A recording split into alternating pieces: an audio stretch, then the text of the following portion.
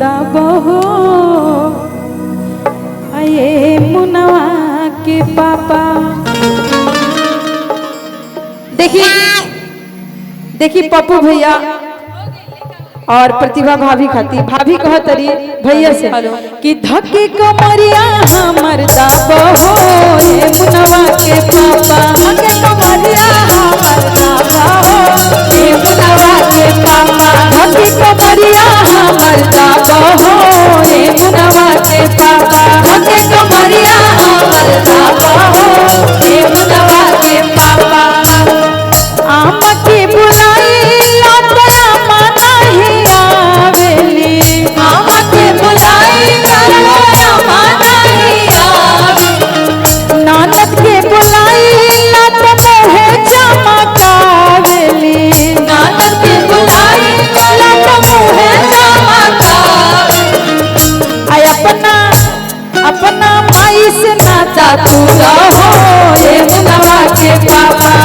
कमरिया हमर दाबहो ये मुनवा के पापा। धक्के कमरिया हमर दाबहो ये मुनवा के पापा।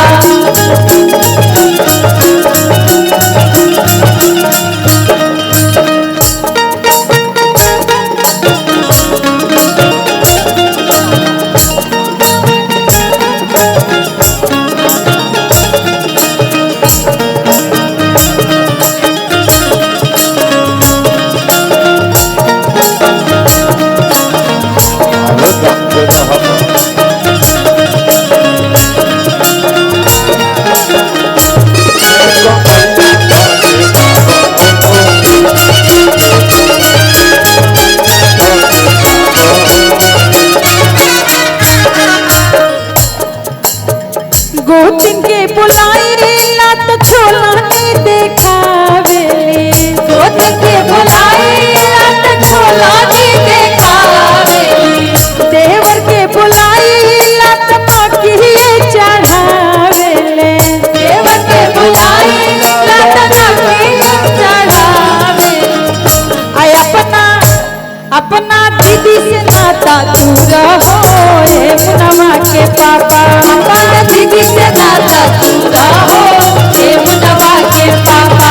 अपना भाभी से नाता तू रहो ये मुनवा के पापा। अपना भाई से नाता तू रहो ये मुनवा के पापा। धक्के कमरिया हमर दाबहो ये मुनवा के पापा। धक्के कमरिया हमर दाबहो ये मुनवा के पापा। धक्के कमरिया हमर दाबहो ये मुनवा के पापा। धक्के कमरिया हमर दाबहो ये मुनवा के पापा। धक्के कमरिया हमर दाबहो ये मुनवा के पापा। धक्के कमरिया हमर दाबहो ये मुनवा के पापा।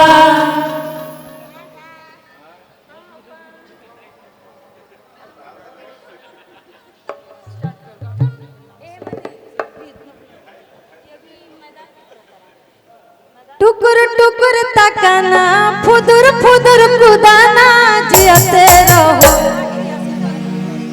देखी बबुआ के आज जन्मदिन है ओकरा पर आज हमनी के आशीर्वाद के तौर पे एक छोटा सा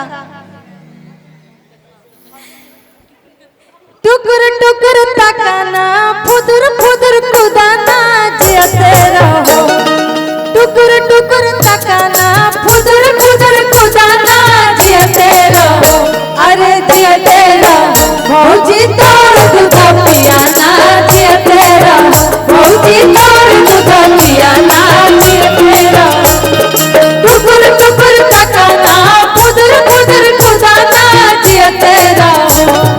टुकुर टुकुर तकना फुदुर फुदुर कुदाना जियते रहो। अरे जियते रहो भौजी तोर दूध पियाना जियते रहो। भौजी तोर दूध पियाना जियते रहो।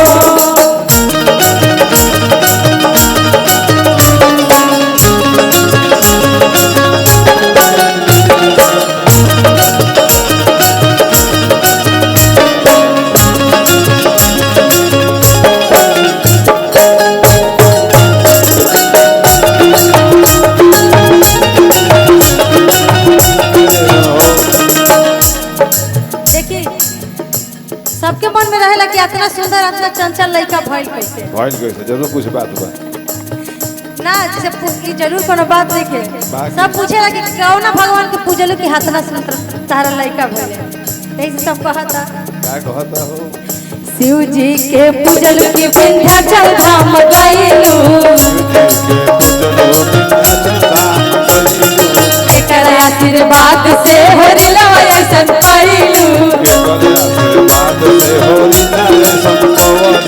शिव जी के पूजल की विंध्याचल धाम गइलू एकरा आशीर्वाद से होरिला ऐसन कइलू।